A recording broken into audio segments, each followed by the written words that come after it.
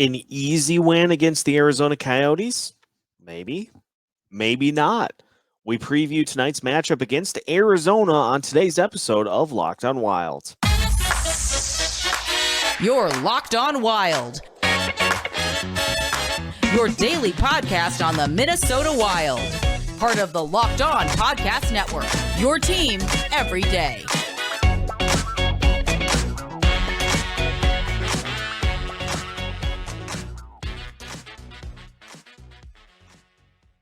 Welcome to a special crossover episode of Locked on Wild and Locked on Coyotes, part of the Locked on Podcast Network, your teams every day.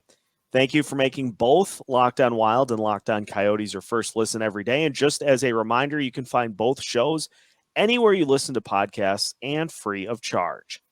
On today's episode, we preview tonight's matchup against the Arizona Coyotes and the Minnesota Wild by taking a look at how the Coyotes have been doing to finish off the regular season. We discuss Jack McBain and plenty of Wild topics as well. My name is Seth Topal, host of Locked on Wild, and joined by the host of Locked on Coyotes, Robyn Leano. Robyn, welcome to a crossover edition of the show. It's been a while since these two teams have squared off, and despite the record for Arizona, still plenty of things to talk about as the season closes out. Yeah, I was thinking about that too first when they last played each other, and how much has changed for the Arizona Coyotes. It has been a crazy last few months or whatever. I'm just like, oh my God, like there's a lot to unravel here. Obviously, big news before we even talk about like how the team has been doing on the ice. There's a venue change that is going to be happening starting next season for the Coyotes, moving out of Gila River Arena. So just to start, just get us up to speed on the whole process and where the Coyotes are going to be playing their games, their home games next season. Yeah, so it was, I guess roughly late January. There were reports going out that the Arizona State University was in advanced talks with the Arizona Coyotes to, have them move in with each other and have a temporary venue for the Arizona Coyotes while they await for their new arena to get approved and built, which is still yet to be seen, years away. And that report happened, like I said, late January. Within about a couple weeks, it was a done deal. They said the Coyotes will be going to Arizona State, a 5,000 seat venue, very, very low. But everyone is reiterating, this is a temporary venue. It's only here for 3 years, and 3 years might seem like a long time, but by that point, they are really hoping that this new, close to multi-billion-dollar project, $1.7 billion project they have proposed to build a new arena on the south banks of the Salt River in Tempe, Arizona. That's what they're really hoping for there. It'll be interesting to see how that kind of plays out because, a lot of people have had a wide range of reaction to it on Twitter, as typically happens on Twitter. And so, that's one of many interesting things going on for the Coyotes here to close out this season and moving on. A big Minnesota tie for the Coyotes as well. Jack McBain being traded from the Wild to the Coyotes because he wanted an opportunity to get to the NHL level that he didn't see with Minnesota, and so traded to the Coyotes.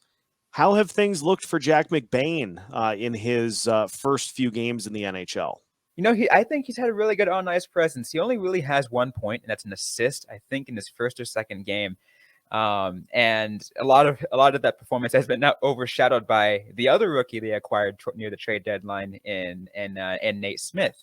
But I think we still shouldn't discredit what he's been doing. He looks somewhat comfortable there. Obviously, he's still got some to go, but I like what he's doing, and I think one of the things that is important that I talk with my listeners all the time is for the Arizona Coyotes that this season has been a season of proving yourself. It's a season where every single player on this team has something to prove, whether you're on a long-term contract, whether you you're on a contract year, or you're trying to fight for, to play another year, or whatever it might be, to maybe get a trade or whatever.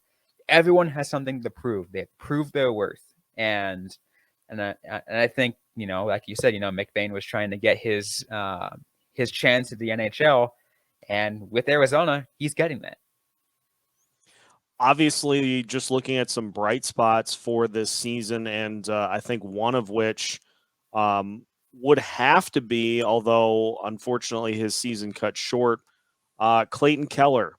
And he had a tremendous season, 28 goals, 35 assists. And looking at just some things that this Coyotes team can build around, and obviously he has a little bit to work through to get back onto the ice, but just how much does Keller factor in to the long-term plans for this Coyotes team, considering what he showed on the ice this year? It's really interesting because the arc of how important Keller is to the team has changed over this season. Before the season began, he was in talks of potentially being traded midway through this year, because we were like, all right, but no other team wants to grab this contract. It's 6 years, 7 years, $7 million. Like, it's a lot of money for a player who hasn't performed up to his standards. So it was like, all right, how do we get rid of this contract? And the untouchable at the time was Jacob Chychrun, and I think as time went on, Jacob Chychrun ended up becoming the highlight of trade talks. Still ended up staying on the team, and Clayton Keller was like, no, we're not trading this guy. He has proven himself to be a massive value to this team, and hopefully is a part of the Arizona Coyotes franchise and a cornerstone of this franchise in the years to come. And that's and I think that's the most important part, is they're looking at that kind of thing, is if they fit into that system, and he's fit into Andre Tourigny's system incredibly well. And that's what they're hoping for. But it's that going to hopefully be that way in the years to come. Want to ask as well, before we flip it and talk some Minnesota Wild, the St. Louis Blues had a lead on the Coyotes. Arizona able to tie it up, send it to overtime. Just take us through the end of that game, as obviously Wild fans are keeping track of everything the St. Louis Blues are doing as we try to fight for that 2 seed in the Central Division. That game was actually quite crazy. It was I don't get a chance to go to those games very often up in Gila River Arena, but I was there this weekend, and I'd say it was a perfect one to be at, because they were down 4-1 in the third period, but oh my God, did the Coyotes somehow put on the Jets? Maybe I should not say the Coyotes, but the Roadrunners did. the guys who got called up from the Roadrunners. I'm going to start with one guy's name, Boko Imama, getting his first. 25 years old. Everyone was like literally, I want to say the entire NHL was cheering on this guy once he got the goal. It was amazing. But Boko Imama got one, Michael Carcone got one, and then rookie just drafted over this last offseason, Giannis Mosier, ties it. He's a defenseman who ties it with I don't know, a couple minutes left to go. We're down. I'm down talking with the press. Was like, what is happening here? A lot of us are saying, how do the Coyotes tank on this one? Because they go into this tied, into end of regulation tied. They're now tied with Montreal. They lose the last spot. But it was a wild discussion there. But it was the crowd went crazy though when they tied it up. Yeah, sincere thanks for making them think about it more than they probably wanted to, because that's all we want. That's all we want, is just for the Blues to have a little bit of a rough go as the season comes to an end, and hopefully get that 2 seed. And it's funny though, because usually we make jokes about the Coyotes, we make jokes about the Blues, about the Blues when referencing the Coyotes, because normally when Clayton Keller, for example, was healthy, Clayton Keller being a St. Louis kid, always seems to beat up on the Blues every time he's not there. So we're kind of just like, all right, let's see how this game goes. And it still freaking goes in a way where we didn't expect. Well, let's flip it and talk a little bit about the Minnesota Wild, getting acquainted with the state of hockey's favorite hockey team, with the Arizona listeners. And so we will continue today's crossover episode of Locked On Wild and Locked On Coyotes after this. With HelloFresh, you get farm fresh, pre-portioned ingredients and seasonal recipes delivered right to your doorstep. Skip trips to the grocery store and count on HelloFresh to make home cooking easy, fun, and affordable. That's why it's America's #1 meal kit. You can get farm fresh, seasonal produce and easy to make recipes delivered right to your door every week. Ingredients travel from farm to your doorstep in under a week, so they always arrive fresh, all without a trip to the grocery store or farmer's market. So go to HelloFresh.com/LockedOn16 and use the promo code LockedOn16 for up to 16 free meals and 3 free gifts. Again, go to HelloFresh.com/LockedOn16 and use the code LockedOn16 for up to 16 free meals and 3 free gifts. All that and more at HelloFresh.com, America's #1 meal kit. The Locked On Wild podcast is supported in part by Jake Danielson with First Class Mortgage. First Class Mortgage is your friendly local mortgage company in Maple Grove, Minnesota. If you're looking to purchase a new home, cabin, or investment property in Minnesota, Wisconsin, South Dakota, or Florida, give Jake a call today. And if you're a homeowner, now is still a great time for a quick refinance review to see what options are available to help tap into your equity and fund those home improvement projects, consolidate debts, or put cash in your hands. First Class Mortgage is a local family-owned lender. The best part about it is that Jake does the shopping for you to find competitive rates and programs for all of your home financing needs. With over 700 five-star reviews, Jake at First Class Mortgage will be sure to deliver first-class experience and service for any of your home purchase or refinance needs. Best part about it, Jake is a born and raised Minnesotan and a sports fan who would be honored to be your mortgage guy too. Contact Jake for a no-cost, no-obligation mortgage review at 763-416-6789 or email Jake at firstclasscorp.com. Again, 763-416-6789. Mention the Locked On Wild podcast and receive a free credit towards a appraisal. Again, call 763-416-6789 and go wild. Some restrictions do apply. First Class Mortgage is NMLS number 322842, and Jake's NMLS is 2025218. This is not an agreement to lock into an interest rate under Minnesota law. First Class Mortgage is an equal housing lender. Continuing today's crossover episode of Locked On Wild and Locked On Coyotes. Again, thank you for making both shows your first listen each and every day. Once your first listen of the day is done, make sure to head over to the Locked On NHL podcast for a full recap of everything going on in the NHL, from game scores all the way to the playoff picture, from your favorite Locked On NHL insiders. Locked On NHL is free and available wherever you listen to podcasts. All right, time for some wild questions. So, Robyn, I will flip it to you. Open book. Hit me with whatever you have for questions. Oh man, I guess one thing that we can start off with is over 100 point season for the Minnesota Wild. We were joking about this. You guys have double the amount of points as us in Montreal combined. But just how confident have you guys been this season? The playoffs are coming up, and from my looking at this field is going to be quite the fun one. Yeah, it's going to be an insane Western Conference playoffs, and you look at what the Minnesota Wild have been able to accomplish this season.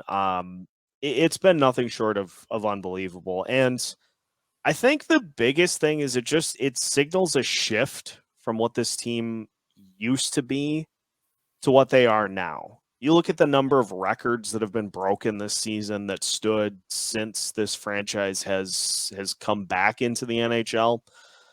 Indicative of a lot of seasons where this Wild team just tried to kind of grit and grind people and catch lightning in a bottle at the end of the season and hop into the playoffs and hope for a deep postseason run that never ended up materializing just because they would run into hot goalies that could stop, a middle of the pack to back half of the pack offense. Now you have a top 5 offense in the NHL. You have the best player that the Wild have ever had in their franchise history, who shattered every record that exists. You have Kevin Fiala, who is in the midst of one of the most scorching stretches of play I've probably ever seen. And it really looks like a Wild team. It looks like a franchise that has benefited from having a fresh set of eyes. Bill Guerin came in, not from the organization, and was like, okay, we're going to do things this way. We're going to try to change things up a little bit. And so they've completely flipped the script. It's an offense that can score on anybody. And if they continue to play the way that they have and continue to get players back from injury, they are a problem. And you look at the line, the Joel Eriksson-Ek line, one of the best defensive lines in the entire NHL. So they have a shutdown line. They have 2 good scoring lines. And then they have a line that can fight anybody on the ice that they need to. It really feels like a team that was built for a deep postseason run this year. And I can't wait to see it get started because it feels like everything has kind of come together for this team to where a deep postseason run is kind of the expectation. It's kind of expected that this team is going to go 1 or 2 rounds. And so we hope they do. If they don't, it's going to be super disappointing, but I have a feeling they will. A lot of the highlight this season for the Minnesota Wild has definitely been on Kirill Kaprizov. Like I don't think there's a person out, like in the NHL who's not following this kid. Like what like how much of an impact have you felt he has added to this team? Oh, he's changed the franchise. I mean, it's crazy to me that the single season points record for the Wild before this season was 83, and that stood for like 15 years. And in his second season in the NHL, he shatters it. Like not only does he best it, like he is the first player in franchise history to get 100 points. Shattered the goals record in a single season, the assists record in a single season. Like he is far and away the best player this franchise has had. And that's with names like Marian Gaborik, Mikko Koivu, Zach Parise, on and on down the list. But all those guys were more complementary types with the exception of Gaborik. Kaprizov is just he's a true game breaker. And it shows you how rare it is to get these types of players, considering that we're sitting here and it's just continues to just blow my mind, the things that he does every single night. But beyond all that, he looks like a guy who truly enjoys what he's doing. That moment where the fans acknowledged him going over the 100-point mark, and he had the genuine joy and enthusiasm on his face. Like that one's going to stick with me for a while because he looks like a player that truly enjoys what he's doing. And it's easy to see in his style of play on the ice. Although if you look at how he plays on the ice, he's a bulldog. And so he has fun just beating people every which way you can. But it's just, I run out of things to say because he just continues to do things. And I'm expecting him to do a couple of things this postseason that we haven't seen yet. He's that skilled to be able to pull things out of the arsenal. And we're just like, oh, I didn't know he could do that. Well, that's terrifying.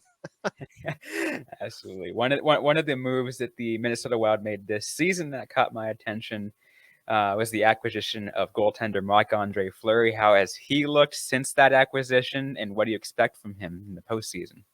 It's interesting. He comes in and his record now with the Wild is 7-1.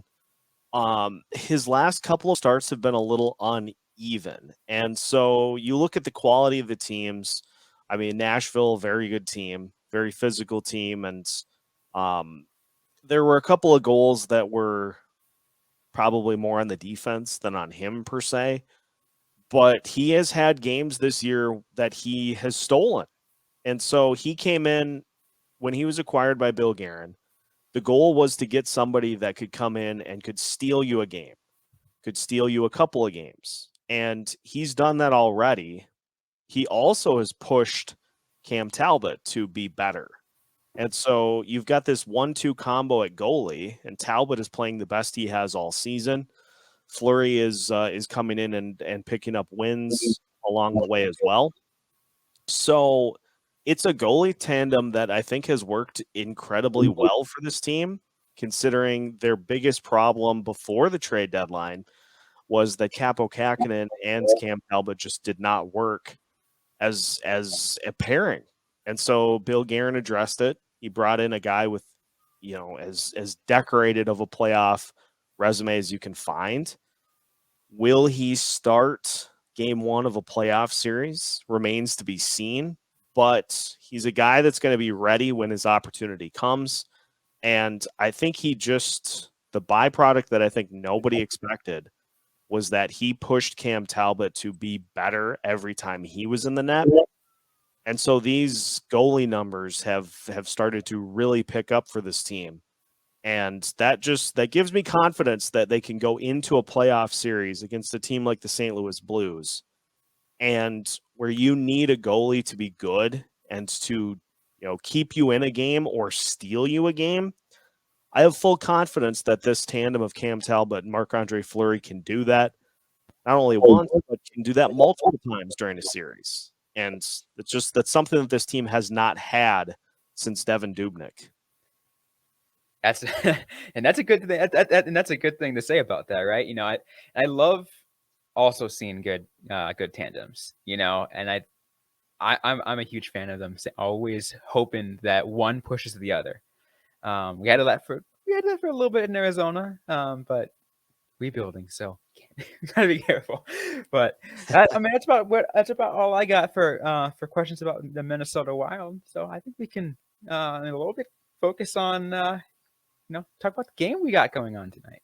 Yeah, we've got a full preview coming up here of today's matchup, but first we should hear a little bit from our friends at Rock Auto. Absolutely. Well, you guys know that this episode is brought to you by Rock Auto. With the ever-increasing number of makes and models, it is now impossible for your local chain auto parts store to stock all the parts you need. Why they're often pointless or seemingly intimidating questioning, is your Odyssey an LX or an EX? Well, wait for the person behind the counter orders the parts on their computer, choosing only the brand their warehouse happens to carry. You have computers with access to rockauto.com at home and in your pocket. Save time and money using Rock Auto. Because why choose to spend 30, 50, even 100% more from the same parts from a chain store or a car dealership when you can go to Rock Auto, a family business serving do-it-yourselfers for over 20 years? Because they have everything you could possibly need. Brake parts, tail lamps, motor oil, and even new carpet. Go and explore their website today to find the solution for your auto parts needs. So go ahead and check it out right now. Go rockauto.com. See all the parts available for your car or truck. And while you're there, write Locked On in their How Did You Hear About Us box so they know that we sent you. Amazing selection, reliably low prices, all the parts your car will ever need. rockauto.com. Final segment of our crossover episode of Locked on Wild and Locked on Coyotes. Again, thank you for making both shows your first listen each and every day. Both are available wherever you listen to your podcasts and are available absolutely free of charge. All right, Robyn, let's talk about the matchup. And it's a team in the Coyotes, at least from what I have been able to see, that despite coming in with a 10-game losing streak, gave the Blues everything that they could handle. And so that is a dangerous mix, I think, in a team that really has nothing to lose, has some young players in the lineup that are providing some energy and some enthusiasm. And so you get a team like the Minnesota Wild, who is in that weird intermediate area between clinched the playoff spot and actually getting to the playoffs. I'm not saying upset, but I'm saying this one could be a little closer than we anticipate. Yeah, I was looking at the last few games of the season for the Coyotes based off all their losing streak, and I'm like, any one of these last 3 games could potentially be a trap game because the Coyotes, we know what they are now. They're riddled with injuries. They're on a just super long losing streak, close to one of the longest in team history, and it's definitely hasn't gotten easier. It's a team that's mainly Roadrunners, mainly Tucson Roadrunners, who I have been covering all season long as well.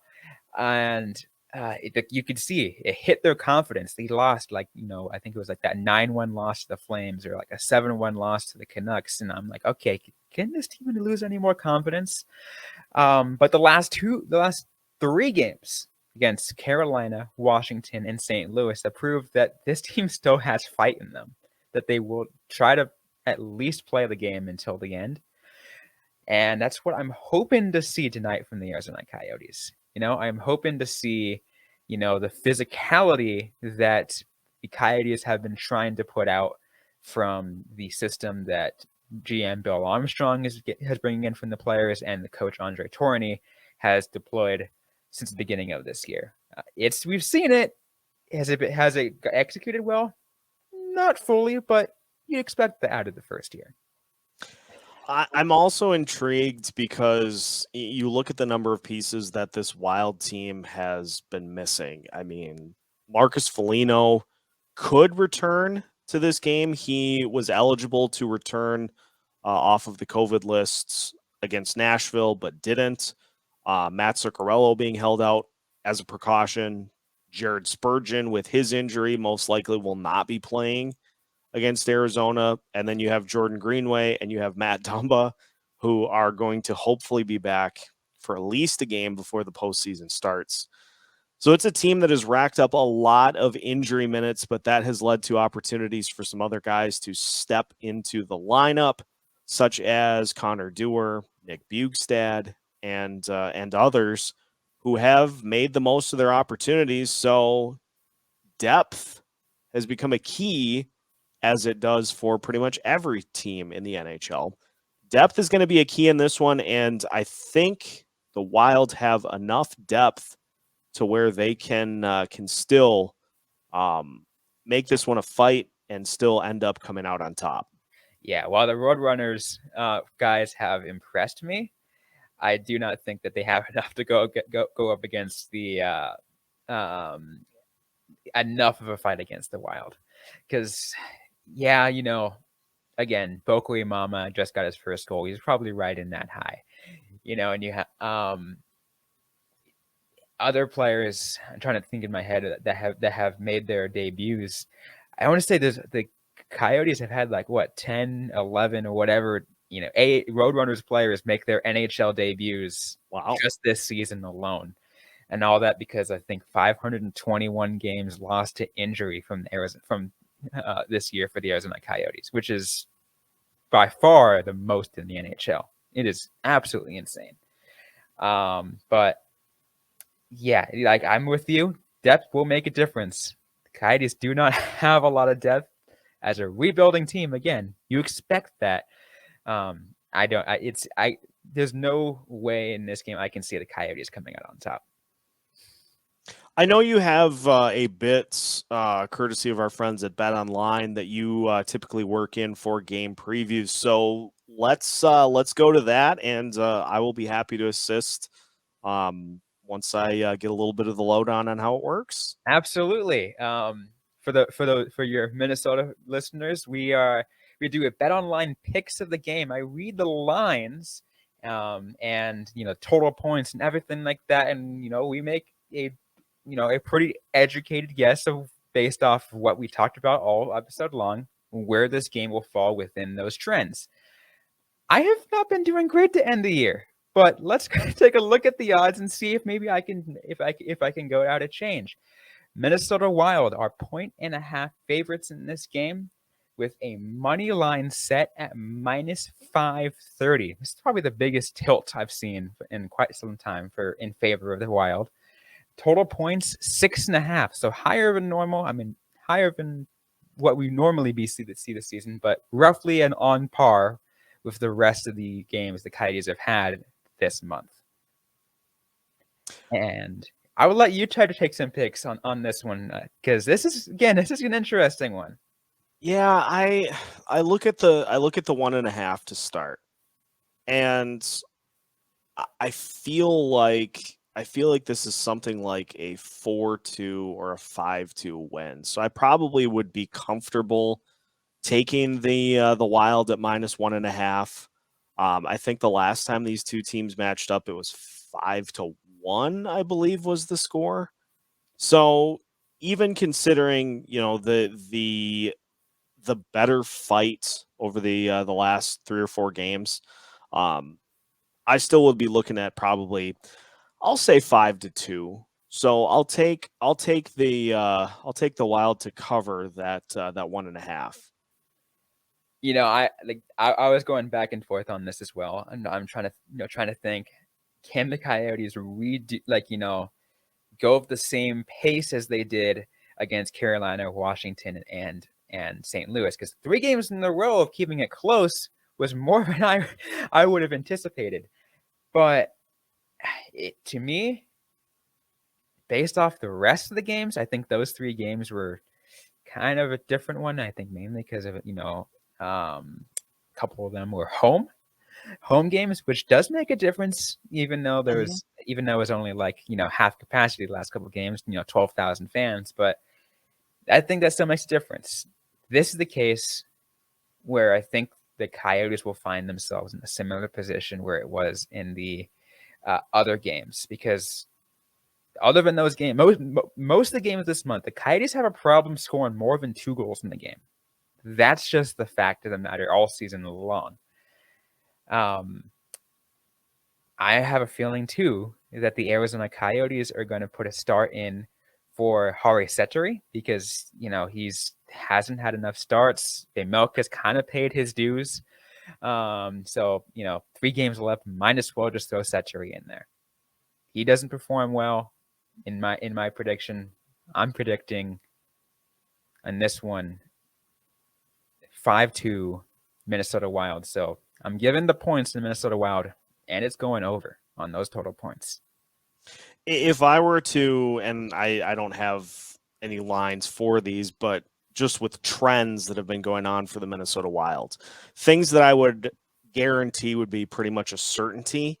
Kevin Fiala will register at least a point.